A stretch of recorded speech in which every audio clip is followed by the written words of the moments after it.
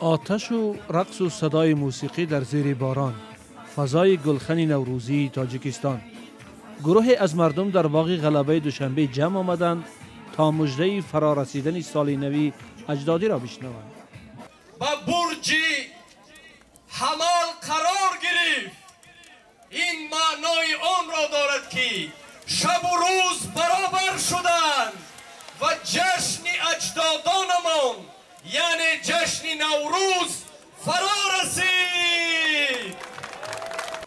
گلخن نوروزی بخش ویژه از جشنگیری رسمی نوروز در تاجیکستان است. صرف نظر از باران سخت در دوشنبه، گروهی از هنرمندان و مردم ترانه‌های نوروزی می‌خوانند.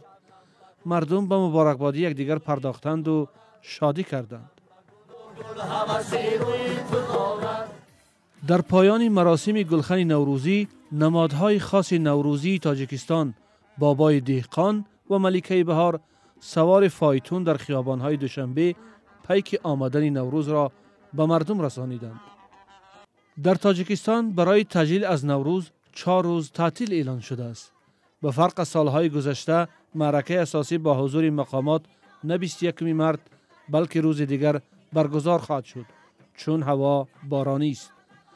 ولی مردم به معرکه و محفل‌های نوروزی خود ادامه می‌دهند و با گفتهشان باران هم مانع جشنگیری آنها نمی‌شود.